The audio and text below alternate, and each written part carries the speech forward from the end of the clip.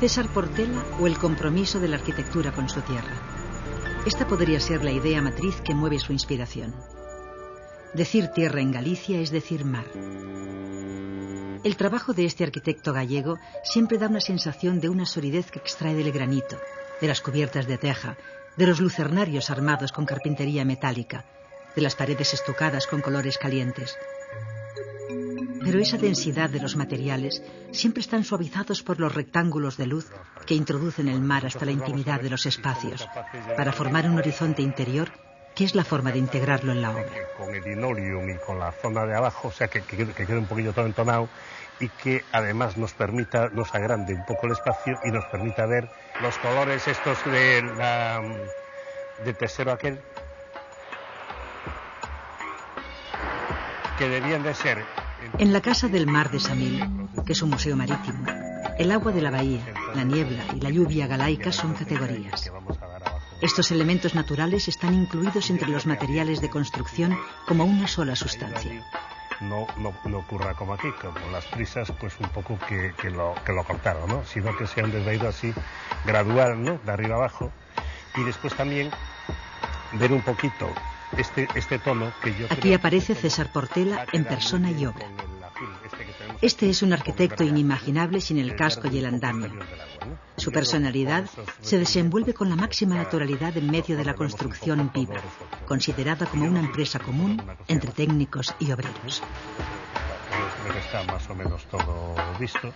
El linoleum ya lo elegimos, ahora tenemos que ver un poco en el faro cómo desembarca la escalera, ¿no? Y la chimenea de la taberna, ¿no? Y yo creo que con eso tenemos prácticamente todo decidido. ¿Y pensando dónde vamos a poner los grupos? Pues sí, yo creo que debíamos de probar aquí. ¿Aquí, verdad? Sí, yo creo que debíamos de probar aquí, uno allí y otro aquí. Muy surrealista, sí, una cosa así un poco porque... Y después, en todo caso, una vez que veamos esto, si no, pasamos a la fuera, ¿no? A ver cómo... Lo que teníamos que hacer es, Pepe, después un poco esta barandilla de aquí, esperar a que estuque, ¿no? Y después ya metemos las dos, si te parece, ¿eh?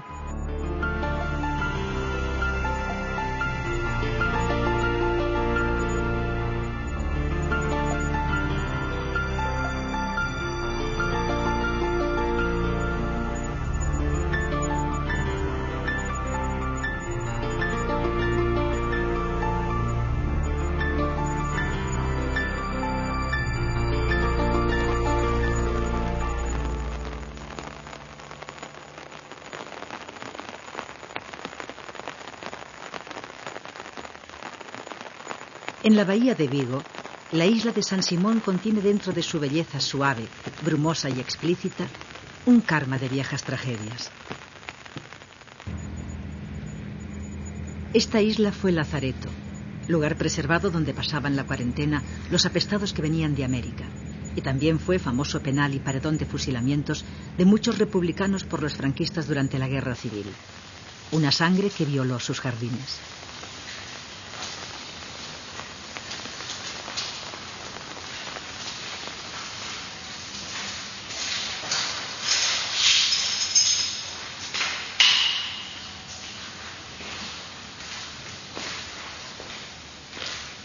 Después de muchos años de abandono, César Portela se ha encargado de transformar en una universidad de verano sus viejos pabellones y bastimentos.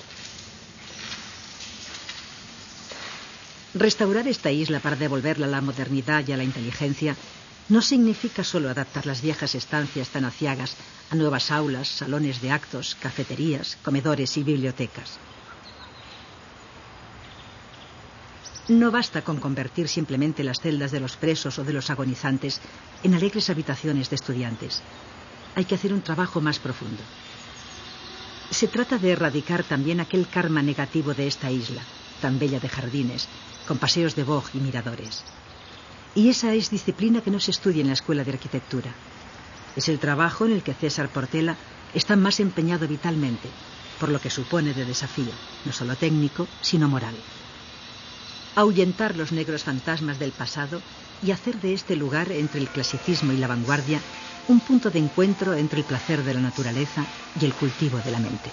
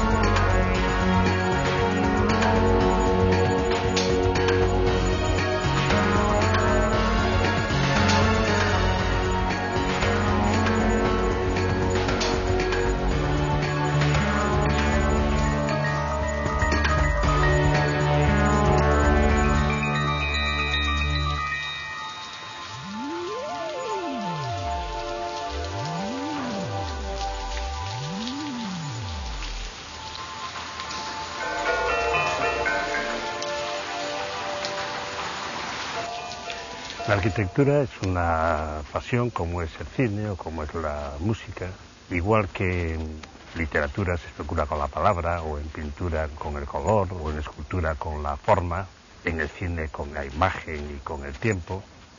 En arquitectura se especula con el espacio fundamentalmente, pero también con el tiempo, y también con el color y con la forma. Aunque una gran parte de las arquitecturas que se hacen no buscan otra cosa que el beneficio económico de sus promotores, ya sean políticos o financieros, y la gloria fácil de sus autores, hay otras arquitecturas de formas más puras, de espacios serenos, que no pretenden otra cosa diferente de lo que son. Yo creo que en arquitectura hay que actuar como se actúa con las personas, ¿no? Con muchísimo respeto, pero sin servilismo. Por ejemplo, en esta isla, la mayor preocupación era respetar un poco todos los valores existentes, recuperar valores perdidos existentes en otras épocas e introducir nuevos valores. Intentar compaginar la tradición con la innovación y, a ser posible, con la vanguardia. Si yo fuera un poeta o un escritor, hablaría de mis poemas o de mis novelas o de mis cuadros, ¿verdad? Pero al ser un arquitecto no puedo hablar de mis obras, tengo que hablar de nuestras obras, las que hago en compañía o en colaboración con un grupo amplio de técnicos, y por consiguiente tengo que mencionar a un grupo amplísimo de trabajadores que las construyen.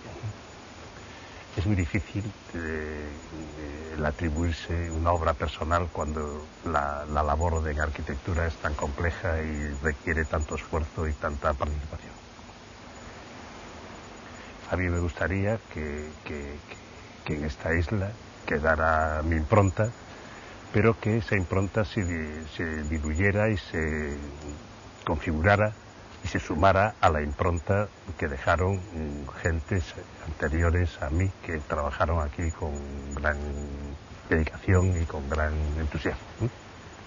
Y esto es un poco como yo creo que hay que actuar en arquitectura. Pois, o que eu quería falar era dos colores estes, porque aquí hai dous colores, o que está contra lá e o que está contra cá.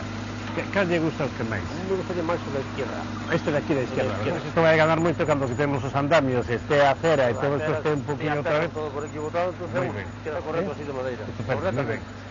E todos os recercados das ventanas.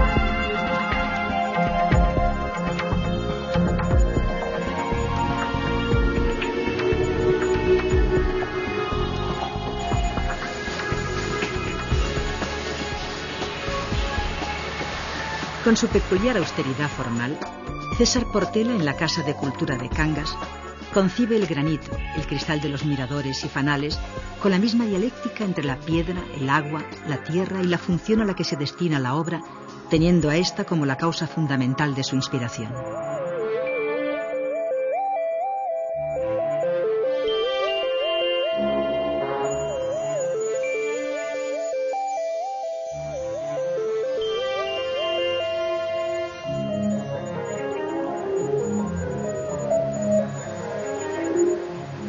El mar es la forma más pura, pero también es un medio muy adverso. Integrarlo en el espacio interior por vanos y galerías muy exteriores y al mismo tiempo preservarse de él con elementos resistentes es un equilibrio que Portela realiza a la perfección. Estar fuera y, no obstante, sentirse abrigado. Participar de la belleza del mar y poderlo contemplar apacible, airado, femenino o cruel desde la intimidad de unas paredes muy sólidas. Esa sensación se percibe en la Casa de la Cultura de Cangas.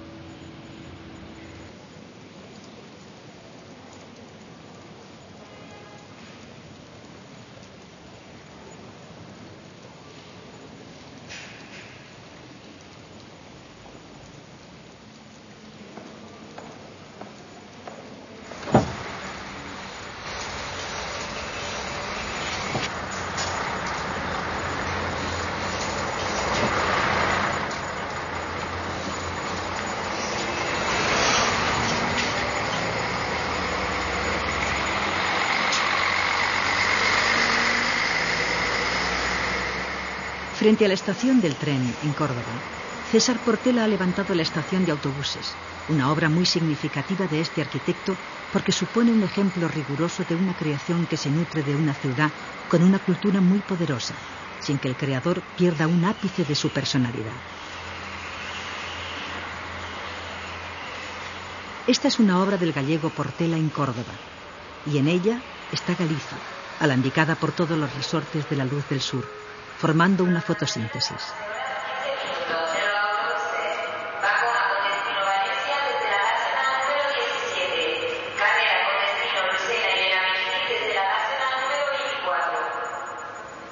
Al mismo tiempo, una estación de autobuses tiene una derivación social, cercana al talante humano de este hombre tan próximo a las pasiones cotidianas de la gente.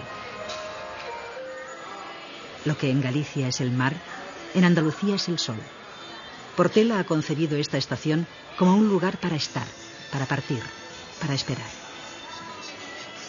En Córdoba cada minuto puede ser la eternidad, una situación que se confunde con el propio estado de ánimo, de modo que Portela, sabiéndose esta filosofía del instante, ha jugado con este espacio sometiendo al sol mediante celosías, reflejos y reverberaciones, haciendo sonar la sombra con fuentes y estanques, transformando la idea del viaje en un jardín que se aleja y vuelve en forma de agua siempre.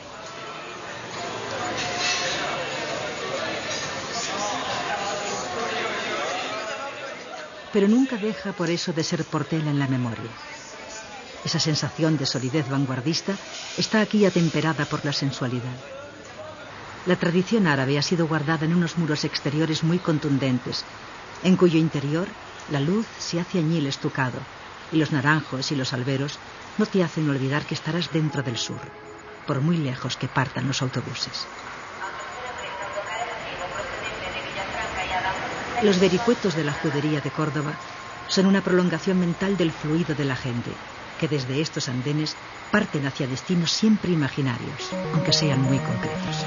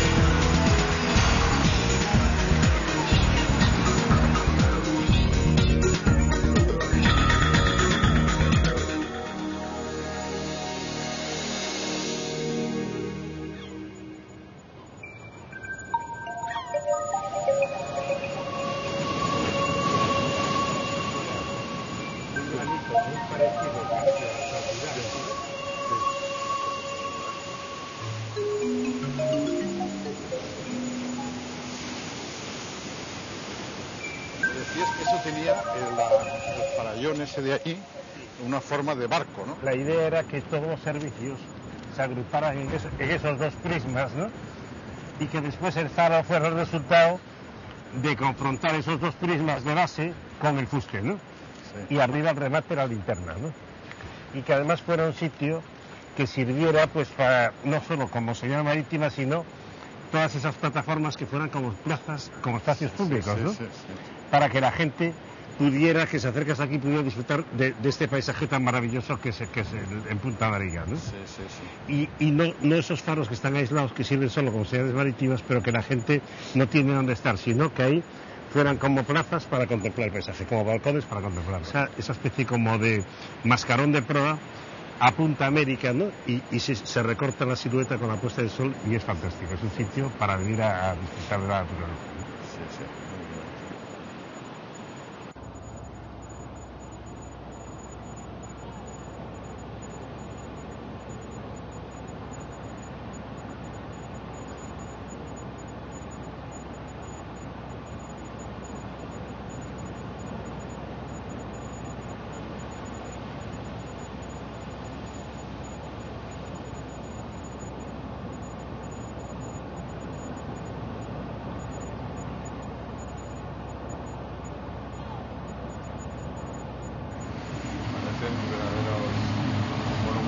Claro, es que fíjate aquí, a mí este sitio me apasiona porque te encuentras casi como, es como una síntesis de lo que es el mundo, ¿no? Porque yo creo que hay como dos tipos de fuerzas, en la fuerza del viento, la fuerza de la vegetación que va para arriba y tal, y después de las cosas vivas, ¿no? Y después la fuerza de las cosas muertas, la fuerza de la gravedad, ¿no? Y aquí se conjugan las dos, ¿no? El peso de las rocas, esa especie de potencia que tiene la base rocosa, con el viento y la vegetación. Y esta especie de parque de rocas que hay aquí, ¿te inspiró a la hora de estéticamente proyectar el faro? Sí, porque me dio como un contrapunto a lo que yo lo que estaba haciendo era consciente desde el principio de que estaba haciendo un artificio, ¿no? Que no podía ser mimético con la naturaleza, ¿no? Y que además que tenía que verse, porque un faro no es una cosa caprichosa, no se construyó aquí un faro para que yo hiciera mi obra, sino que era una necesidad que había de una señal de ayuda a la navegación, una señal marítima, ¿no? Y entonces tenía que, está calculadísimo esto, cuando fue el replanteo vinieron aquí representantes del Ministerio de Defensa, del Ministerio de Marina, de costas del Estado, de señales marítimas, etc. Entonces tenía que ser este punto, no podía ser otro, porque este es el que de alguna manera cubre una zona que era oscura en esta costa, ¿no? Y después también la altura no es un capricho para que quede bonito, es que tenía que estar a 50 metros para llegar a 42 millas marinas, ¿no? O sea que todos esos elementos que son datos de partida, no se puede, si yo decidiera dónde se coloca el faro sin estos condicionantes, yo lo hubiera enterrado para que no se viera, porque me parece esto maravilloso, pero tiene que verse. La escalera esta era uno de los temas que a mí más me preocupaba, porque una escalera que tiene mucho desarrollo, ¿no? Y entonces, ¿cómo hacer una cosa ligera que se separara del fuste y que dejara pasar la luz? Sí. Y cuando baja, como estamos bajando nosotros ahora, que semejara un poco a aquel descenso de aquella escalera de la película aquella de Gloria Swanson. Ah, qué bonito.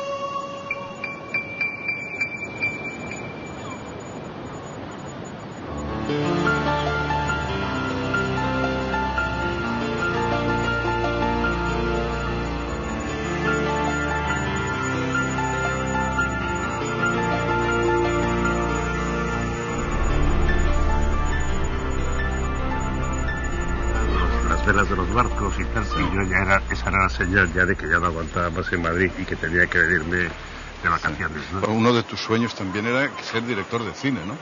Sí, yo tenía como dos pasiones, una era el mar y otra era el cine, ¿no?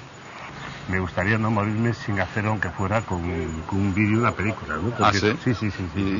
Pero ¿con algo que ver con la arquitectura? ¿O pura de ficción? No, yo creo que precisamente que no tenga nada que ver con la arquitectura. Un vídeo o una película sobre cualquier cosa de la vida, ¿no? De cualquier tema, ¿no? ¿Tú en Madrid qué maestros recuerdas así más importantes? Pues mira, a Oiza, Alejandro Lasota, Aníbal Álvarez, que fue el primer maestro que tuve de proyectos, que era una persona que hablaba muy poco, lo único que decía, te escuchaba con mucho respeto y te decía, chaval, esto es una mierda. Ah, sí. Sí. Y entonces que parecía que era una cosa, dice, no enseña nada, ¿no? Pero tenía mucho sentido crítico y al final pensabas y dices, oye, ¿por qué habrá dicho que es una mierda, no? Sí, y al final te acabas dando cuenta de que lo que a ti te parecía que estaba bien, pues estaba mal, ¿no? Ibas detrás de los maestros, ¿no? Claro. Si algún maestro se iba a Barcelona, tú ibas a Barcelona. Sí, yo anduve cambiando de escuelas, persiguiendo un poco buscando que me diera clase, pues en Barcelona Sostres y Coder, después volví otra vez a Madrid a buscar a Oiza, ¿no? Sí. Cuando reflexiono un poco sobre quién te enseñó cosas, ¿no? Se te confunde pues, los nombres pues de Oiza o de Lasota con la de carpinteros que casi no tienen nombre, ¿no? O herreros, ¿no? Artesanos, ¿no? La pasión que yo tengo por el mar, pues al final se traduce también en cosas como muy concretas y que me fueron muy útiles para la arquitectura. Por ejemplo, los barcos, ¿no? Las formas de los barcos, igual que los aviones, ¿no? En un avión no hay nada que sobre, ni un barco, ¿no? Todos esos volúmenes que son a la vez fuertes y esenciales, pero también serenos, ¿no? Esas formas puras, ¿no? Todo lo contrario a las formas gratuitas, banales, que no sirven para nada, ¿no? Sí. En la cubierta de un barco es como una trinchera en la guerra, ¿no? Todo tiene un sentido, no hay nada. Tiene todavía un andar del joven senderista que quiere siempre alargar la excursión un poco más porque no encuentra la forma de parar. Así se le ve trepar por las peñas del acantilado de Punta Nariga hasta el faro de Malpica. Prefiero tomar un vaso de agua, coño, que sea buena, que un vaso de whisky que sea más malo. Eso lo tengo muy claro. No obstante, el arquitecto César Portela, que se mueve con tanta soltura civil por las laderas y los andamios, durante el servicio militar nunca consiguió llevar bien el paso. Un hecho que fue debido a su natural rebeldía, no a una innata torpeza. Y eso le define como un ser que va siempre a su aire. Eso de que las cosas son de verdad, son auténticas o falsas, ¿no? Es decir, porque puede ser auténtico una casa de pescador, ¿no? Y una casa burguesa, ¿no? Claro, es verdad. Una autenticidad. Es verdad, yo creo que las cosas tienen que parecer lo que son, ¿no? A mí eso me preocupa mucho, ¿no? En las cosas, en la arquitectura y en las personas. Yo creo que al final no hay cosa peor que parecer lo que no eres, ¿no? O querer ser lo que no eres, ¿no? Eso me obsesiona. Este hombre tímido y a la vez osado, vanguardista y clásico, nacido en Pontevedra en 1937, ejerce la arquitectura como una forma de apuntarse a una causa noble, concreta y solidaria con la gente, con la naturaleza, con los artesanos, con los demás oficios. Tiene un lado de ácrata poco domable, cuya gracia consiste en defender siempre causas generalmente perdidas. Por eso es imposible imaginarlo bajo la disciplina de ningún partido, ni siquiera durante la transición. Es justamente la antítesis del militante. César Portela ha trasladado la disciplina política a una moral de la amistad, del deber y del compromiso consigo mismo. En este sentido está más cerca de Camus que de Sartre. Su talante ético lo descubres al ver cómo se comporta a pie de andamio con los obreros, en la forma de saludar y de ser saludado por su gente, en su reacción sanguínea contra cualquier mezquindad y también en el cuidado que pone a la hora de elegir un vino apropiado para la lubina a la sal, bien en la taberna Tira do Cordel de la playa de Langosteira o en un comedor popular con techo de uralita perdido en cualquier pueblo de Galicia, donde puede entrar en la cocina, besar a la cocinera, levantar la tapa de las perolas y husmear en los guisos con la misma pasión con que después habla en la sobremesa de cualquiera de sus proyectos, tan radical en la ideología del trabajo como en la de los placeres. El padre de César fue un famoso dibujante gallego, Agustín Portela, que era además ingeniero y aparejador, represaliado después de la guerra.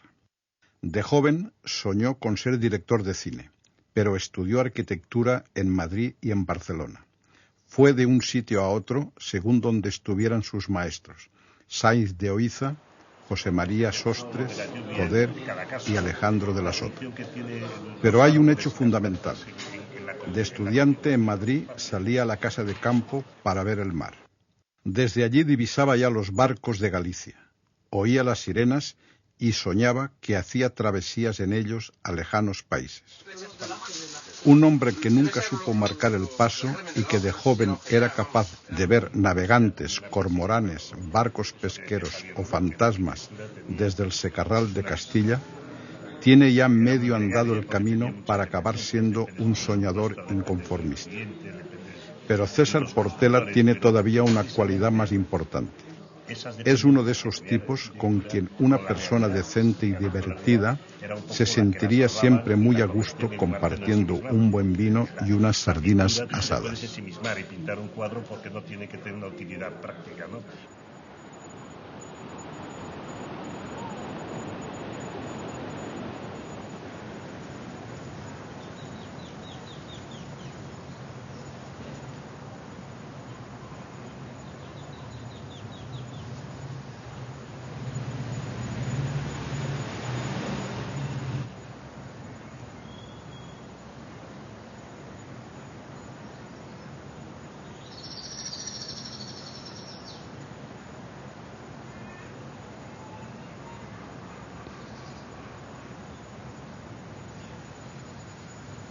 Caminando siempre con el casco y el chubasquero mojados, tal vez soñando la ría, bebiendo con los amigos, o departiendo en los bares con el olor a sudor y a salitre de los marineros y pescadores, César Portela es uno de los pocos arquitectos cuya imagen es inseparable del mar y de la tierra de Galicia, de cuya gente se ha convertido en una conciencia moral, en un ejemplo de coraje civil.